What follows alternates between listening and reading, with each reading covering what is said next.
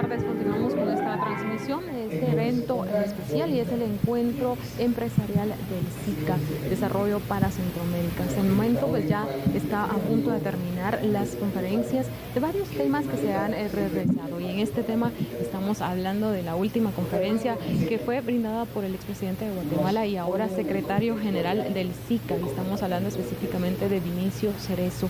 Él hablaba precisamente el último tema y es en cuanto a las oportunidades de desarrollo en Centroamérica. ¿Cuáles son estas oportunidades y qué se está haciendo desde los países para lograr este tipo de oportunidades y lograr esta región de oportunidades, no solo por un país, sino de una región?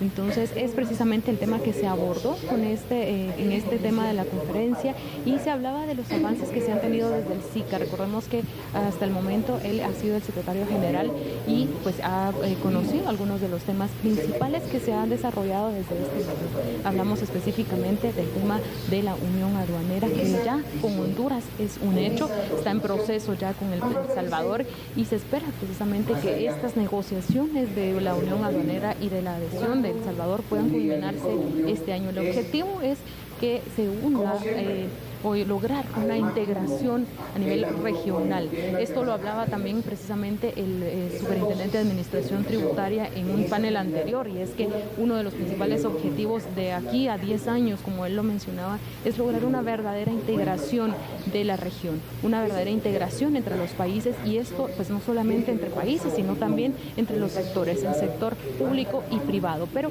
ahorita estamos ya a punto de iniciar con esta segunda conferencia y los vamos a dejar entonces con este otro.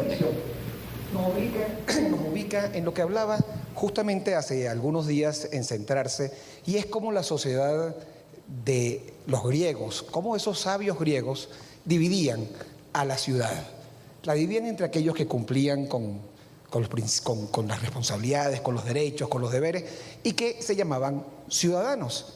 Sin embargo, los griegos tenían una forma de llamar a los demás, aquellos cuyo único objetivo, a lo Manolito, era su agenda particular, sus intereses, y que no les interesaba lo público. Y esa es justamente la forma como los griegos llamaban a esa parte de la sociedad que da origen a la palabra idiot, que es la palabra idiota. El concepto del idiota que tenemos por dentro tiene que ver con ese egoísmo particular que no te preocupa lo demás más allá de tu propia agenda. La construcción de lo social, la atención a la demanda social insatisfecha, genera oportunidades tremendamente peligrosas y que nuestra región los ha reflejado. No hay que ser neoliberal, no hay que ser de avanzada, no hay que ponerle categorías o etiquetas a simplemente reconocer que cuando el mercado demanda algo, alguien oferta algo. El problema es la intención y el problema es la sostenibilidad de esa oferta. Entonces, ¿sabes por qué es lindo? Dice Mafalda, bueno, porque es una maqueta. Y ella dice, porque lo demás es un desastre. En esa realidad y en ese contexto, yo creo y rescato, señor presidente, señor expresidente, ahora secretario, que las 4 palabras claves que rodean al mundo de SICA son absolutamente poderosas para salir de esa visión compleja, donde se ubica una sociedad en la que queremos no dividir entre ciudadanos e idiotas, sino de construir ciudadanía. Ciudadanía desde la empresa corporativa, ciudadanía responsable desde el habitante. Esas palabras son desarrollo. Paz, sin duda, por Dios. Creo que son absolutamente tangibles los resultados en la búsqueda de esa paz en Centroamérica. Pero más allá de la paz y la complejidad que vemos cada vez incrementándose, frente a esa realidad de la paz, ¿por qué se está dando esta perturbación profunda de paz? El tema es que la implicación está en la democracia. Miren las curvas y miren cómo ese escepticismo, miren cómo esa valoración de la democracia se ha venido fundamentalmente a menos. ¿Por qué en la democracia estamos viviendo eso? ¿Por qué no se está valorando? Porque la conexión entre democracia y desarrollo no está.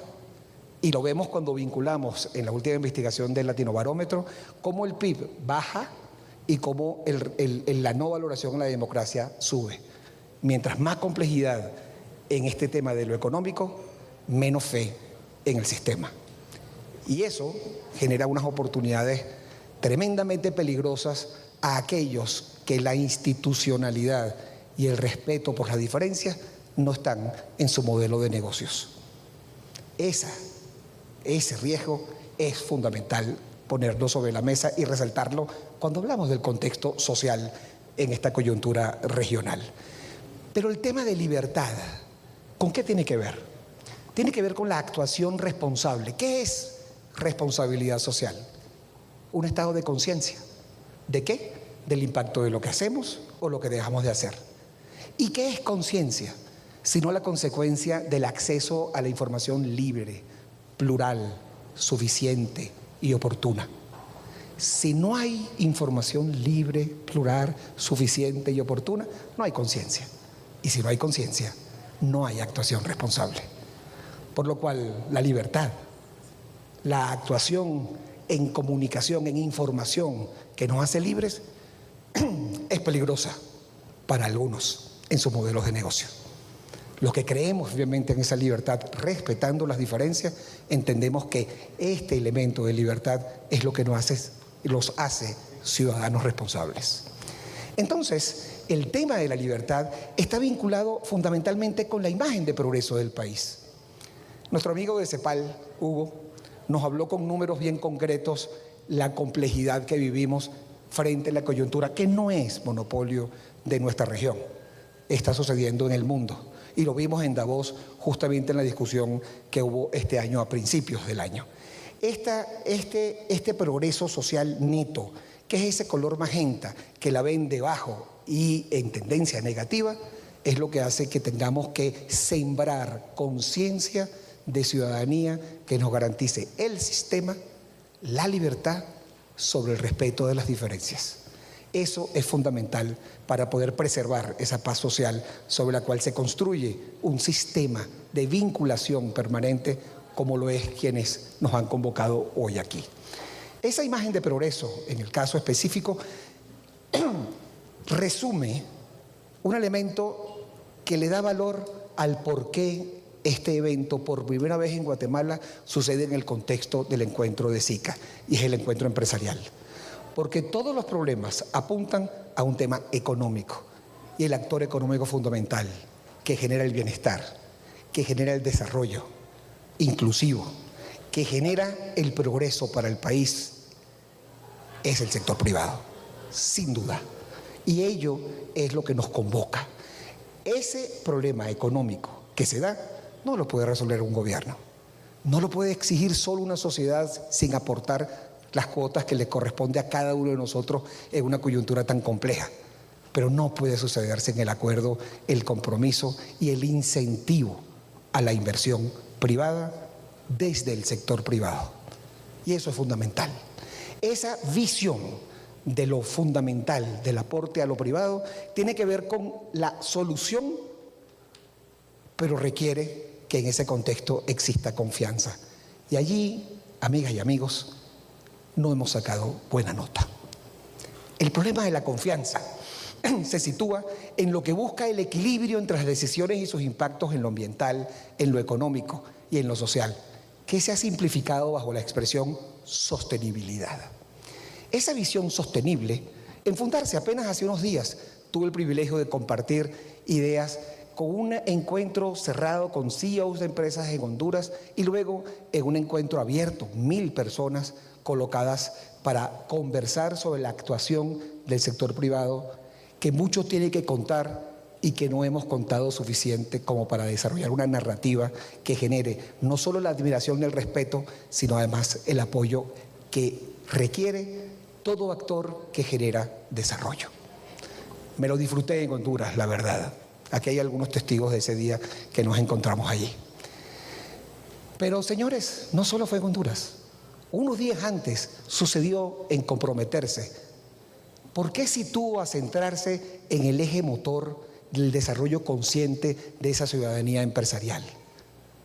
Porque es la institución que está haciendo un esfuerzo profundo en lo que significan principios de ciudadanía responsable.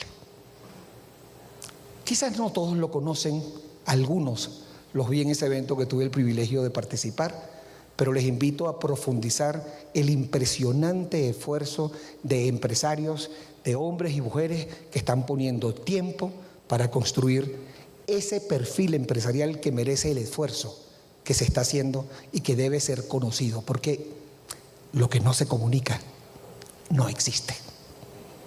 En consecuencia, esto es fundamental. Pero no puedo dejar de mencionar Guate Íntegra, porque esa paz social y esa gestión del tema que me han pedido vincularme en estos próximos 30 minutos tiene un nombre y que, por cierto, amigas y amigos, quizás lo vieron, pero acaba de ganarse un premio por la iniciativa, por la aproximación, que apenas hace unos días fue presentado y recibido en Francia y presentado en redes sociales aquí en Guatemala. Pero también hay desafíos, lo decía Juan Carlos, en ese aniversario, ese 75% de las encuestas que han hecho en CACIF bajo la administración de Juan Carlos Teffel es, ojo, porque el tema de la corrupción es una complejidad y verán a qué nivel en los próximos minutos. Y eso también tiene que ver con los elementos que han sido públicos y notorios. En consecuencia, esa paz social está vinculada sobre el tema económico, donde aquí estamos los que debemos estar para generar ese acuerdo que dinamice. Porque cuando hablamos de ese dinero que manda aquel migrante que se va a su país, y Estuardo hablaba de que se van talentos, y es uno de los elementos más complejos, cuando se va el talento y tarda en regresar, si es que regresa, estamos descapitalizando a un país de la transformación que se hace desde adentro y no solo desde afuera. Entonces, cuando un 10% es del PIB, es las remesas, hay algo en lo económico que tenemos que revisar. Ese tema, económico, está en la práctica vinculado a programas y proyectos que hemos visto en todos estos días, o más bien a procesos de gestión, como la integración, la interiorización de la herramienta de un sistema de integración como el que nos ha presentado el expresidente Cerezo hoy. Eso requiere confianza. Y el desafío, amigas y amigos, de todo lo que estaremos hablando estos minutos, y empezamos a hablarlo hace tiempo y lo seguiremos hablando, es cómo construir confianza. ¿Por qué este elemento de confianza y cómo se ha medido? Bueno, hay alianzas privadas. Centrarse es un ejemplo, fundarse es otro ejemplo. De alianzas donde la empresa, las cámaras son un ejemplo. Y en eso hay mucha experiencia. Y obviamente el otro desafío es, ¿hay alianzas públicas? Porque en la práctica vamos a hablar con un determinado funcionario que no es consistente con lo que el otro nos dice, estando en el mismo gobierno, estando en la misma administración.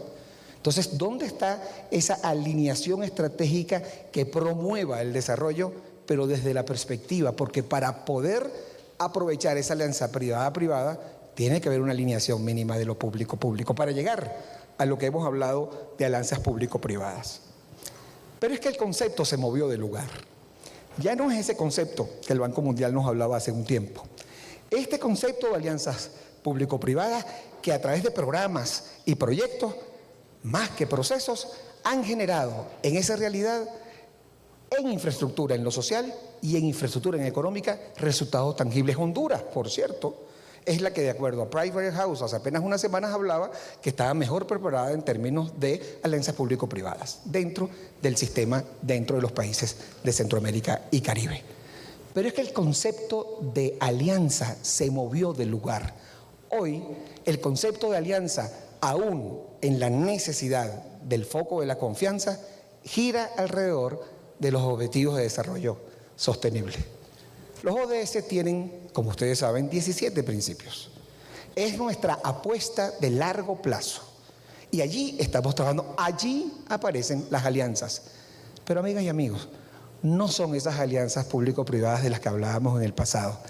Esto tiene que ver con un elemento adicional, mucho más incluyente, mucho más complejo en la administración de los intereses. Ese objetivo 17 tiene que ver en la práctica con todos, porque ya no es sector público y privado. La alianza para lograr los objetivos, que es el principio número 17, tiene que ver con la sociedad civil y con las organizaciones de la sociedad civil, las organizaciones no gubernamentales. Entonces la alianza no es entre dos, es entre cuatro. Ese elemento, si no lo tenemos diferenciado, puede que algunos caminen más rápido si van solos, pero si van acompañados y vamos juntos, vamos a llegar más lejos, de forma más profunda, de manera mucho más sostenida. Entonces, ¿cuál es el desafío? Una investigación muy reciente de Global Scan nos plantea que en los 17 principios, lástima que no hay una buena resolución en la pantalla, pero lo que ven de penúltimo es el objetivo 17. Dicho de otra manera, preguntándole a la sociedad cómo valoras y priorizas los 17 principios, este principio de la alianza es el penúltimo. Es decir, miren en este gráfico la complejidad. Aquí ven la urgencia social de que se desarrollen los 17 principios. Y aquí ven el impacto en el desarrollo, en el progreso que genera cada uno de ellos. El principio que más impacto en el progreso tiene es el de las alianzas, pero es el que menos urgencia tiene para la gente. Eso nos plantea un reto: generar conciencia de que la alianza genera progreso, porque lo que hay en el medio es sensación de engaño, de demanda no satisfecha, de falta de confianza. ¿Y quiénes son socios para ayudarnos a crear confianza? Justamente los que componen a ese principio 17, como lo son organizaciones de la sociedad civil. Una de ellas, sin ninguna duda, es centrarse en Guatemala, pero es fundarse en Honduras, y es Fundemás en El Salvador, y es AED en Costa Rica, y es Sumarse en Panamá, y es ECORRED en República Dominicana. Vean con atención estos nombres, porque resulta que ellos, a diferencia, y yo he tenido el inmenso privilegio, un proyecto hace ya más de 20 años, porque Centrarse tiene 15, pero cuando empezó este movimiento después de la cumbre de Quebec de las Américas, a principios, finales del año estaba organizando, a principios del 2000, ayudamos a la estructuración de todas estas organizaciones del sector privado, ocupándose de temas que se han ido moviendo de lugar, pero que giraban alrededor de la responsabilidad de lo social, el rol del empresario responsable, el rol de la empresa socialmente responsable, no de programas y proyectos de responsabilidad social, sino de procesos de gestión responsable.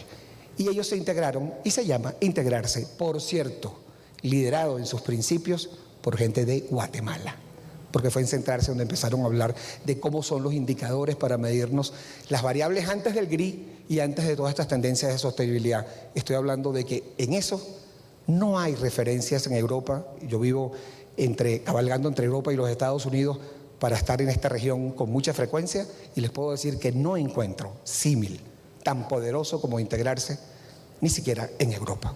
En América no lo hay, salvo en Centroamérica, que se pusieron de acuerdo. Entonces eso, para mí, es una alianza que genera, si usamos las herramientas, si nos combinamos con el otro y desde el otro construir la confianza de nosotros mismos, porque no lo vamos a hacer solos, desde nosotros, sino desde el otro. Esa confianza es vital, porque miren cómo ha roto todo el proceso de credibilidad en nosotros mismos. Solo voy a plantear muy rápidamente, para cumplir con los tiempos, 2016. En el 2016, si le decía a alguien como tú y como yo, confiaba, creía. Si lo dices tú, será. Y hasta el año 2016, los números del 2015 al 2016 eran 11 puntos subiendo a nivel global. Estas son las encuestas que se presentan todos los años en Davos, Suiza, junto con algunas otras, pero esta es la que marca los temas del Trust Barometer. Y les estoy trayendo eso y la más reciente, que acaba de lanzarse hace apenas algunas semanas después del lanzamiento inicial que hubo en Davos, Suiza. Eso es 2016. ¿Qué pasó después? La dinámica de la confianza complejizó desde el 2000, subieron y bajaron, no entro en ese detalle, pero los problemas en el 2017 fueron los problemas de la erosión de los valores sociales, encuestas a nivel mundial, que incluyen América Central, no todos los países, pero incluye a algunos países. 77% la preocupación por los temas de corrupción. Esos elementos, y obviamente miren el tamaño para ese momento de los temas de inmigración. Esa erosión de valores sociales impactó la credibilidad no solamente del sector político, acostumbrado a tener estas vicisitudes de subidas y bajadas en la credibilidad, sino el sector empresarial en la figura de los CEOs, y tenían parejo en términos de credibilidad para el año 2017. Ese elemento nos situó en un número que a mí me espantó, se los confieso. 52% de la población dice que no está dispuesto a moverse del lugar en las opiniones que ya tiene en los temas sociales. Lo cual nos da a nosotros menos del 50% de la probabilidad de moverte del lugar, porque ya se ha creado un clúster con aquello de que con las maquinitas tú empiezas a educar a la máquina cree y te hace creer que todos piensan como tú, te regresa lo que te gusta y todo el mundo dice, todos pensamos así, cuando no es verdad que todos pensemos así. Piensa ese clúster así, este clúster que dice que no está dispuesto a moverse. Esa realidad la complejiza la desestabilización, y no está hablando, esto es del país, de Centroamérica, como lo decía nuestro amigo Hugo de Zapal. Estamos hablando de la deslegitimización de las instituciones. Porque es que tener instituciones en el país legítimas atenta contra otros modelos de negocio. Hay socios de que no sea legítima.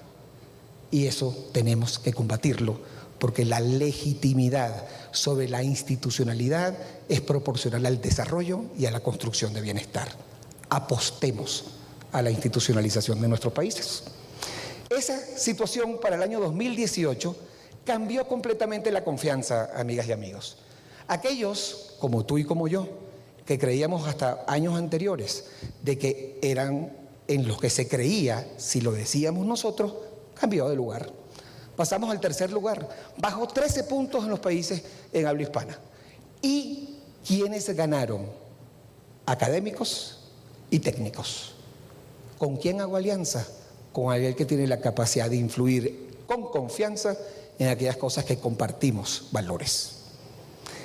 Ese cambio pasó por toda esta dinámica y complejo de esa caja de resonancia de ecos donde nos decimos a nosotros mismos lo que nosotros mismos decimos y las redes nos regresan pensando que lo piensa todo el mundo. Y ese ciclo de miedo y de complejidad terminó teniendo implicaciones a una demanda social insatisfecha con una oferta engañosa, populista. Pero no solo hablemos del populismo, amigas y amigos, de ese que empezamos a creer que es solamente el sector de lo público o el mundo de lo público o de los partidos políticos. No, también hay populismo corporativo. Cuando se hace en una comunidad solo lo que la comunidad quiere y no lo que yo quiero modelar en cambios de hábito. Y quiero satisfacer al mercado como lo quiere satisfacer el otro que cambia votos por apoyo. El populismo tiene muchos actores y eso tenemos que enfrentarlo con coraje, sí, asumiendo riesgos, cosa que no siempre nos gusta asumir. Esa realidad tiene que ver con que hicimos la tarea en el sector privado, ¿sí? Probablemente lo hicimos por el susto, seguramente lo hicimos porque la agenda de riesgo nos estaba diciendo COSO o cualquiera de las metodologías que tenemos de ojo, que el negocio puede que no vaya bien si no tomamos en consideración el costo, pero lo hicimos. Y empezó a haber, con números específicos, cambios naturales, medidos, y que los presenté justamente en la cumbre iberoamericana, aquí en Antigua, justamente en noviembre del año pasado. Hubo cambios. Esos cambios que están allí y que son notables, mejoraron la realidad al 2019. No para regresar a que gente como tú y como yo sean los que más crean, porque sigue creciendo el tema de académicos o técnicos, pero aumentó 12 puntos de forma importante cuando empezó a haber una actuación consciente, más robusta, más crítica, más valiente, que asumía riesgos, gente como tú y como yo tomando posesiones. Sin embargo, ¿dónde está la gran amenaza? En los fake news.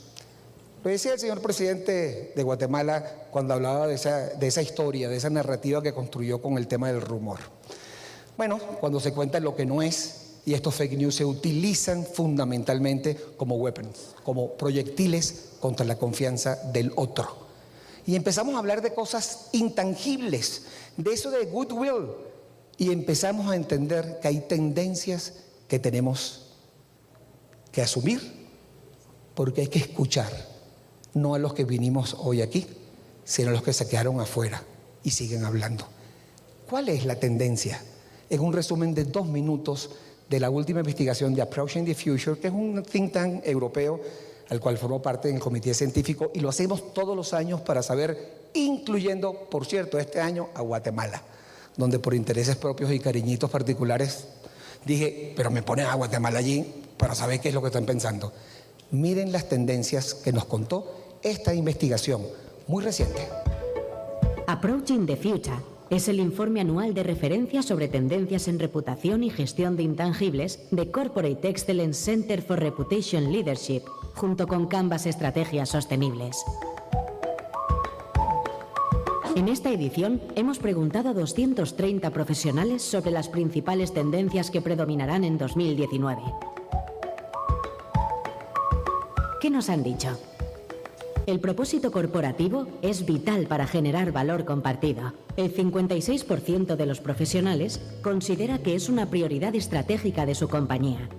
La confianza y la reputación liderarán el nuevo entorno empresarial. El 52% ya está trabajando en nuevas formas de engagement con sus grupos de interés. Crece el activismo de marca. El 94% de las organizaciones que se posicionan ante cuestiones sociales o ambientales considera que es una gran oportunidad para fortalecer el capital social y relacional. El 66% de las organizaciones da importancia a la gestión de la cultura corporativa y la activación de valores compartidos. Esto fortalece la reputación, impulsa la transformación y propicia entornos de trabajo saludables. Emerge una ciudadanía comprometida que exige a las organizaciones contribuir de forma positiva a la sociedad. El 57% asegura estar trabajando en temas de igualdad y diversidad. Las tendencias más relevantes identificadas en los ecosistemas digitales. Importancia de la ética y la transparencia.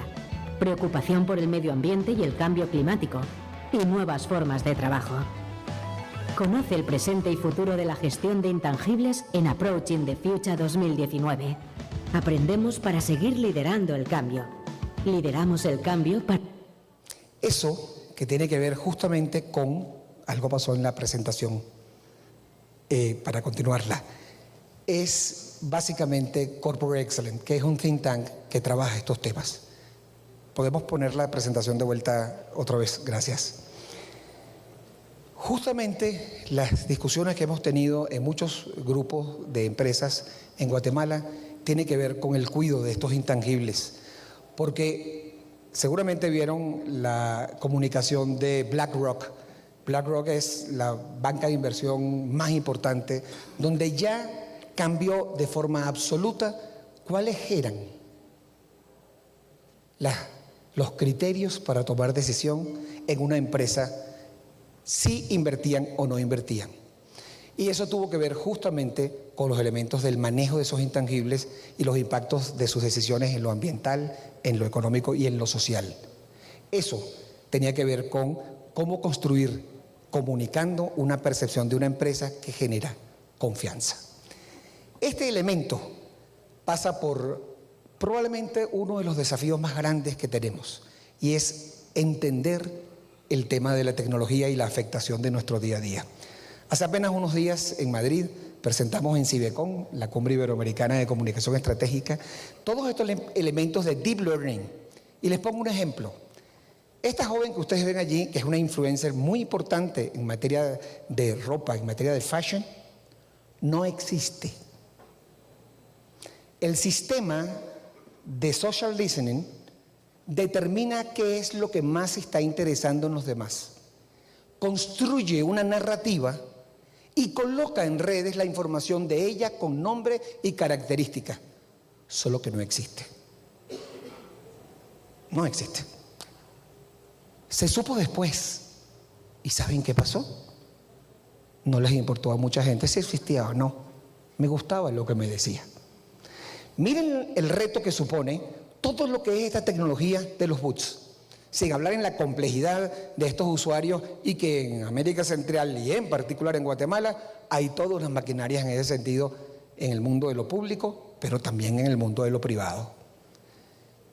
Los algoritmos, escribí en uno de los artículos en Forbes hace unos 3, 4, no, el año pasado fue ya, y yo lo llamé la dictadura de los algoritmos. ¿Por qué? Porque en la práctica estos señores han aprendido a reconocer caras más rápido que el ser humano en apenas unos años. Por lo cual, esas caras que están allí, amigas y amigos, son gente que no existe. Lo creó una máquina. Este señor que está aquí leyendo las noticias en Asia, capta lo que es trending topic, desarrolla narrativa con algoritmos, lo envía directamente a una máquina que crea a este señor que no existe. Así es, así está funcionando. Y no quiero hablarles de lo más peligroso, el deep fake. Ya no hablamos del fake news. El deep fake es que al yo reconocer la cara y digitalizarla con toda esta inteligencia artificial, yo pongo a alguien a decir algo y lo pongo en la cara de otro que nunca lo dijo, que nunca lo pensó. ¿Cómo hacer para manejar credibilidad y confianza en un mundo donde las máquinas se dan la mano con intereses del que maneja la máquina? Amigas y amigos, es simple a una pregunta compleja, creando confianza previa. Todavía hay empresas que creen en ese cuento que yo tengo bajo perfil. Miren, les voy a decir lo que yo he aprendido en mi vida con 62 años a bordo y 43 en este negocio. La expresión más arrogante que yo he podido escuchar es esa que dice, yo tengo bajo perfil. Porque parte de la hipótesis de que tú manejas el perfil y tú lo controlas en consecuencia. No, amigos, el perfil lo maneja la demanda del mercado. Y no hay que ser neoliberal para eso. Cuando alguien quiere saber algo de ti, o lo dices tú, o lo dice alguien por ti. Porque alguien lo va a decir. En consecuencia, ¿qué hacer frente a esta realidad? Que hayan puntos de referencia que generan el beneficio de la duda, de lo que eres, lo que has sido y lo que quieres seguir siendo. Entonces, el tema de la reputación en todas las tendencias tiene que ver con que se ha empezado a hacer la tarea. Y los números 2019 versus 2018 en el sector de lo privado y en el sector de las ONGs ha resultado en números a mejor. No así en el sector de lo público ni en el sector de los medios tradicionales. Miren, el 73% dice yo necesito acciones específicas lideradas por CEOs comprometidos. El 76% dice, oye, no te esperes que te lo impongan, hazlo. Hoy se habla, y fue discusión en Davos, y es una discusión abierta que se está midiendo en una alianza que tenemos con Reputation Institute, y la estamos midiendo nosotros. Ya se midió en España y se presentó, y aspiramos poderlo hacer en Centroamérica. El CEO activista, que agrega valor al negocio y que tiene un porcentaje que puede estar entre 30 y 45% de la reputación de la empresa, la reputación de su CEO. Es decir, el producto que hace que la función social sea el valor diferencial que responde a esa demanda insatisfecha, pero no para sustituir ni remotamente el rol del Estado para lo que pagamos impuestos. No, es para complementar y conectar en tus áreas específicas, primero hacia adentro y en lo que más cercano tienes, esa necesidad que no llega a resolver y que se convierte en una debilidad estructural para nosotros. Porque lo que te hace un buen líder es esa visión y esa capacidad estratégica para entender y saber leer. Pero a veces nos sobra arrogancia y nos falta humildad para escuchar a el otro, desde otro, aquellas cosas que no quiero escuchar. La necesidad de escuchar es en el cómo lo hago, no solo en qué hago. Una investigación reciente que hicimos en Guatemala, en un estudio sindicado de 6 grupos importantes, que desafortunadamente voy a compartir una lámina y no pudiera compartirla toda, rompía una hipótesis, o mejor dicho, rompía un paradigma, y sobre la hipótesis de que esa gente que está allá está cuestionando la empresa porque tiene éxito o porque genera dinero. La investigación nos dijo que la gente no estaba preocupada por si tú ganas o no ganas dinero. Lo que quiere saber es cómo lo ganaste y qué haces con eso. Y allí está el tema de contar nuestras historias. Porque además los fondos empiezan a limitarse, se los decía hace unos minutos, porque dicen yo quiero saber en lo ambiental, en lo económico y en el governance, cómo tú eres, para saber si esa percepción de transparencia me permite que yo apueste a ti. Y eso es básicamente la gran revisada que nos estamos haciendo, no de ahorita, ya hace unos años hablando cuando Porter decía, esto cabe en el capitalismo, y la respuesta es sí, en un capitalismo que es consciente, que defendemos porque es el camino del bienestar sostenible cuando somos incluyentes, respetando las diferencias y asumimos el riesgo de liderar. Esa visión, sin duda, habla de un nuevo modelo de gobierno, un nuevo modelo de gobierno corporativo donde existe una economía de la reputación. Lástima no tener el tiempo, pero rápidamente una pasellata de qué significa esto. Significa gestión estratégica del riesgo. La gestión estratégica del riesgo tiene que ver con cerrar una brecha en que muchas veces los CEOs tienen una prioridad que no está acompañada de la que tiene la junta directiva.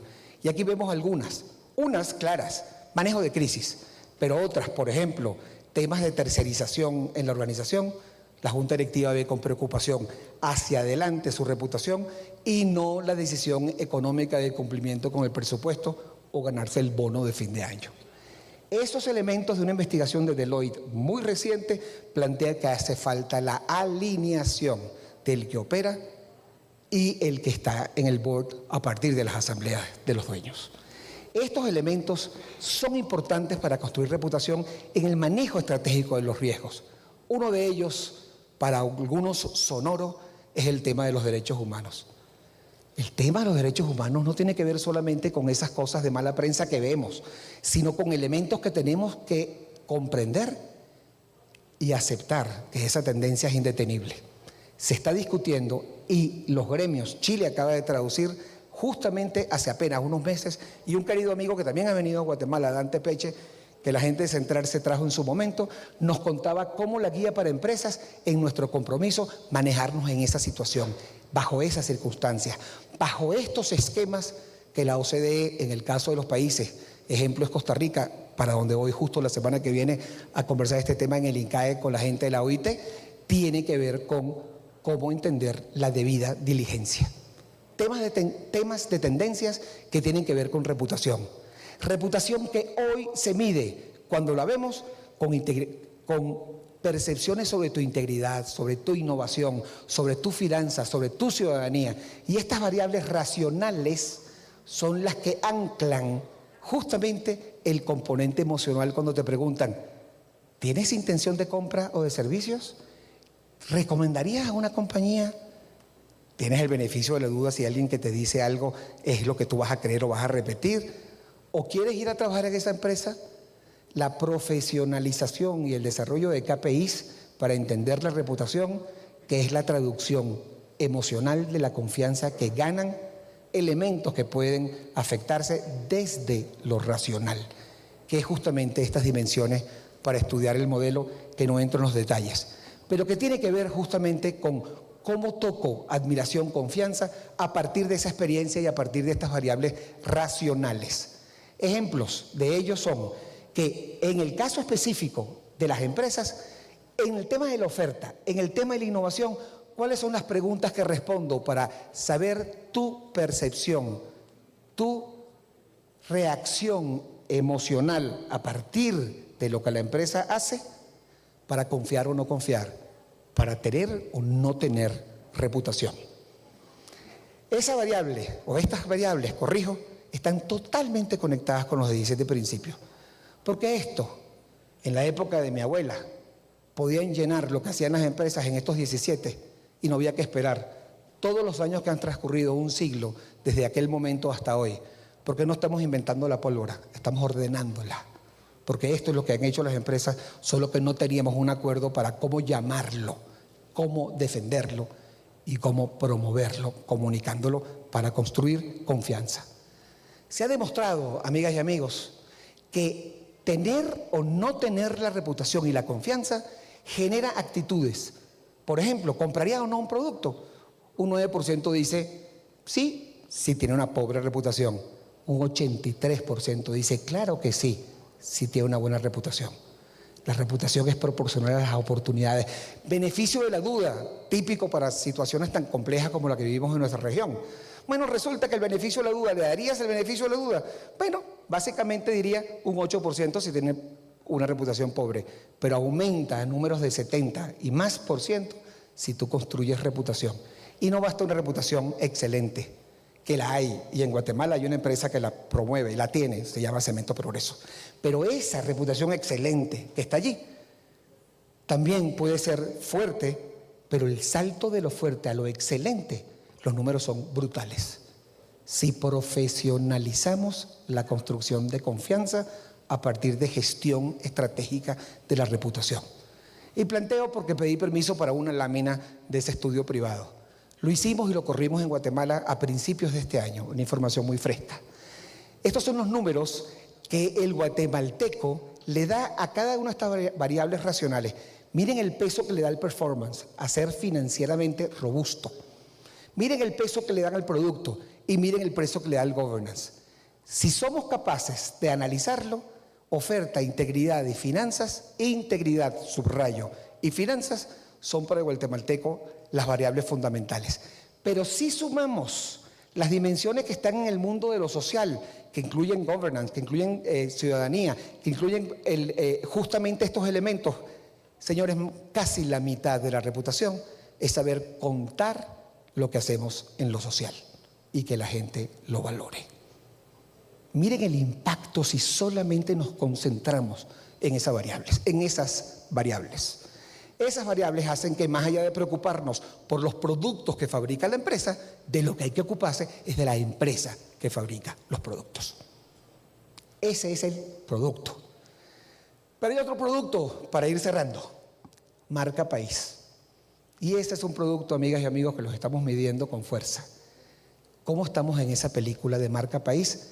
Presentado prácticamente hace días en Europa, pero pedí a mis asociados en el mundo de Reputation Institute, quiero contar 2 láminas. Y miren dónde estamos, Centroamérica. ¿Por qué? ¿Por qué lo traje a esta reunión? Porque no basta, amigas y amigos, solamente preocuparme por el producto por la empresa que fabrica los productos. La empresa y su denominación de origen tiene impacto en el valor perceptual. Se lo decía a unos amigos en el almuerzo que trabajan temas de café. Les decía, sí, pero es que el tema es que cuando café tiene denominación de Guatemala, la gente piensa en Guatemala.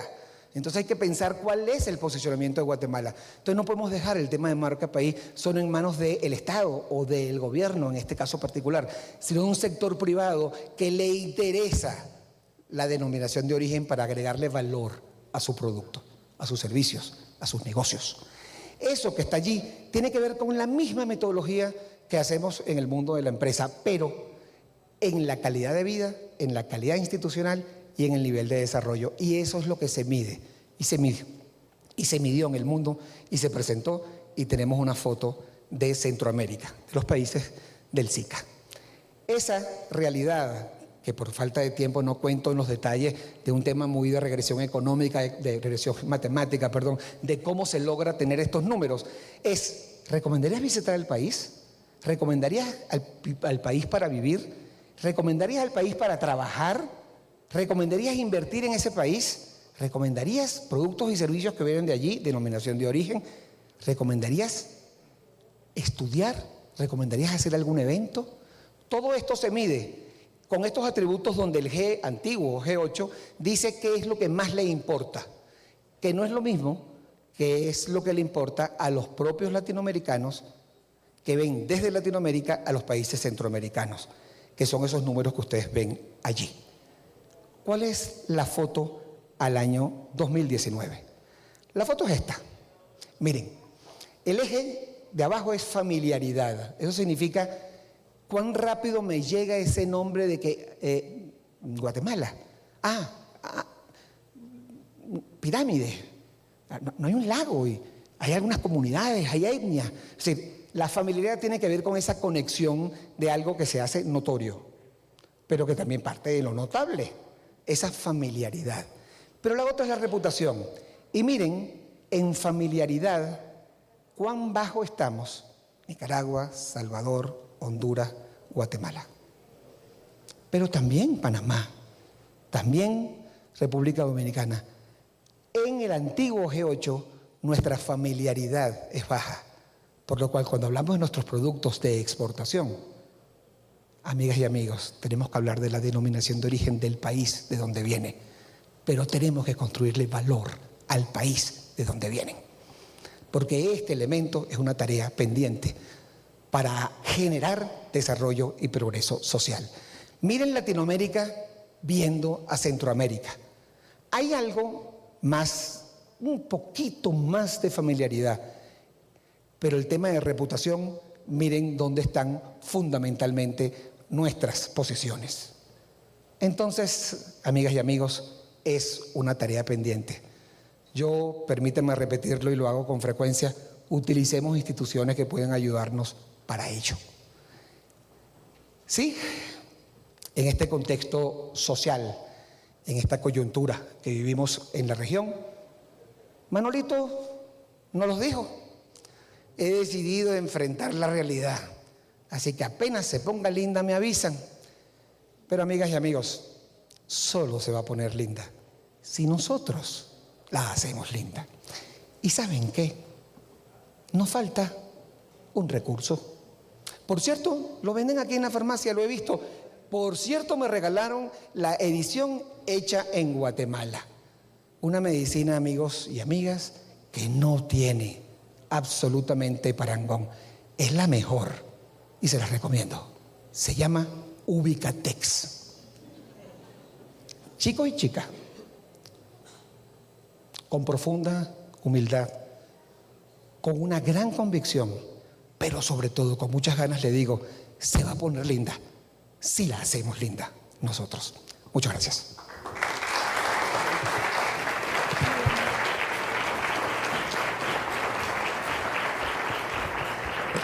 Muchísimas gracias al señor Pisolante por tan interesante exposición.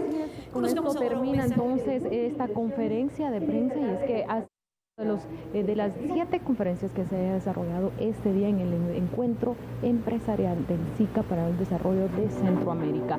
Con esta culminamos estas 7 conferencias, las cuales pues giraron en torno a la búsqueda de oportunidades, a cómo generar a Centroamérica como una región de oportunidades, y esto pues lleva un sinfín de factores, los cuales están enfocados en cuanto al tema de la disminución de la pobreza como principal objetivo, y es que esto también es uno de los 17 principios de los ODS, en este caso los Objetivos de Desarrollo Sostenible para la Agenda 2030, y es que principalmente ese objetivo es el que va a generar muchas de las acciones que se pretenden plantear desde diferentes instancias a nivel regional, principalmente la generación de empleo formal es uno de los objetivos.